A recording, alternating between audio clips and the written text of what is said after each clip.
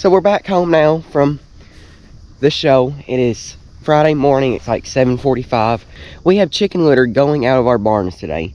And the people that are doing it, they have a conveyor belt that runs the litter out into the dump trailer on the semi.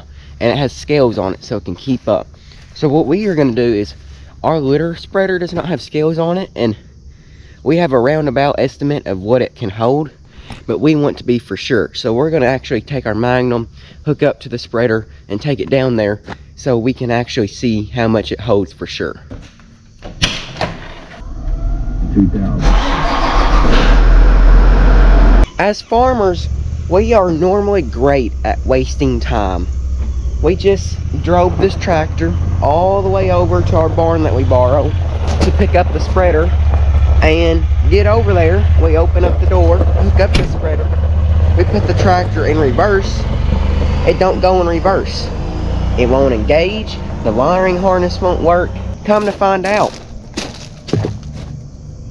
this is the price you pay with buying a tractor that is newer and runs off electronics. There is either a wiring shortage or a solenoid issue in the reverse category on that transmission. That 986 sitting over there, it don't have no electronics on it. It's all mechanical. It'll never fail you.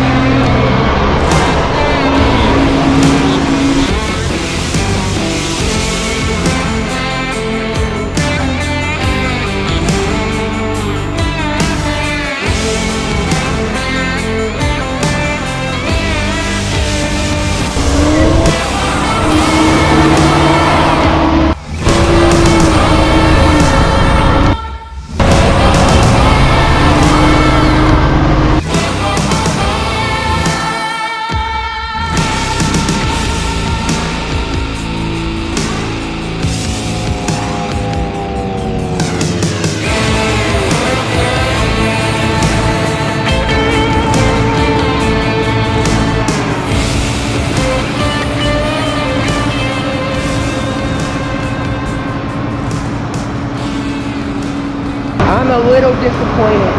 Our spreader is supposed to be able to hold 10 tons of litter, and right now it is peaked up pretty high and it's only holding about 5.5 tons of litter. But to be fair, this litter is extremely dry, and if we were loading it in a field after it got rained on and all that, we think that we should be able to get about 7-8 tons of litter on the spreader, which is still less than we want to have on there. But that's all we can get on there because the thing's full. But now we have to empty our spreader because we're not going to spread litter. So our system is, we're going to turn the spreaders on in our corner of the litter shed, and it's going to empty itself out, and then we'll pile it up with one of his bobcats.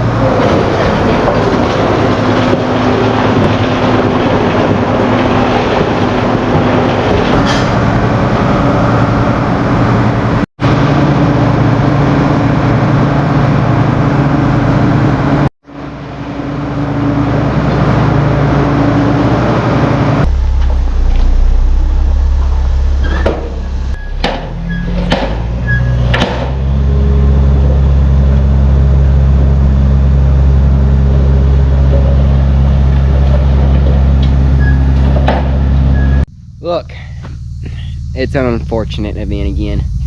It is a sad day for True Bond Farms. I'm going to try to keep my opinions to myself here, and my thoughts and opinions on this whole... Sarcasm. Yes, and my sarcasm to this a minimum here because I don't understand why we do this. But anyways, so Popcorn is going bye-bye. We won't see him again.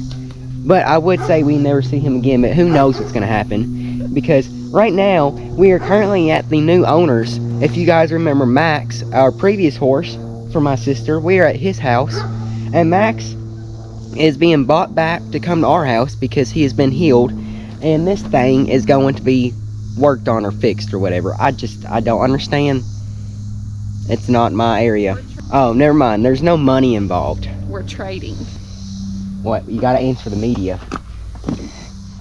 The media is gonna ask hard questions, you know. He left because we didn't have the experience or knowledge to know what to do for him, nor did we know really what was wrong with him. That's the reason why he left, and we sent him to Murray, and then from there he was diagnosed with navicular disease, and then this family took him because they had experience and knowledge and knew how to help him. And so that's how Max ended up here. And so Popcorn, after about having him for a month, we figured out he was not the right pony for Alex. He's an inexperienced pony that needs more training, and she's an inexperienced rider that needs a horse more suited for a beginner rider. And so we posted him for sale, and it just kind of come full circle, and the same girl that had Max messaged me without us knowing that we were talking to each other. But anyways, we decided to switch up, and so we're going to take Max home with us, and she's going to take the pony. Max is loaded. I got no comment on this situation. He's in the trailer. It's time to go home. Max! Max! He ain't gonna listen to you. We're home. He's home. He's still alive. He made it just fine, unfortunately. I figure I better give you guys a little bit of an update on our Magnum. So I apologize. That morning that everything happened where we were filming with the litter and the tractor, we were all rushed that morning because we had to leave to get on the road to go get Max, our horse. So everything was rushed in doing it, especially in the filming, which I apologize. I realize now that I should have done better with explaining it. Later that day, after we got back home, we actually fiddled with this tractor, and we did the best thing we know how to do. We Googled it. And come to find out, we wiggled some wires, just fooled around, looked like we knew what we were doing when we had no clue at all what we were doing. There was a code that popped up on the dash. We Googled what the code meant, and it basically told us that it was taking too long to shift, as in the operator was taking too long to shift gears from like neutral to reverse or forward to park. And I guess it wasn't happy with me. And so we reset the code on there, and everything works great now. Come time to harvest, when we really need the tractor, it's not going to work anymore. But at least it's working now. And as far as when it comes to the litter, we didn't get to explain on that either because we were so rushed. But that litter is leaving the barn. All the litter is pushed up in the barn with those bobcats you were seeing, or as I should properly say, they are skid steers or gales. And those are 100 horsepower gales. Those things are massive. They weigh about 11,000 pounds from what the owner told us. And they're like a bulldozer with wheels. We actually, in the next video, you guys will get to see, a little sneak peek here, me and my dad get to operate those gales and push up our own barn of litter. It's pretty cool. You guys will get to see that in the next video. But the litter is actually leaving the barn, going straight into the truck as you saw. The truck is taking it to the field, and you will see that clip right now. So right behind me here, you see we have our pile of litter. This is going to cover about 75 acres worth of ground, and this is about 250 tons of litter here.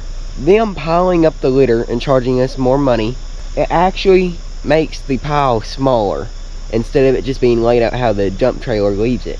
But the reason they do that is because the smaller the pile is, it creates a crust on the top, and that lets less of the litter gets wet. So that crust gets wet and it becomes a solid foundation, and it doesn't let the litter on the inside get wet, if that makes sense. Yeah, that's where the trucks come. The trucks were leaving from our chicken houses and coming here and other fields and dumping the litter for us to have when it's time to spread it once we get the crop out. But anyways, thank you guys for watching this video. Hope that you guys enjoyed it.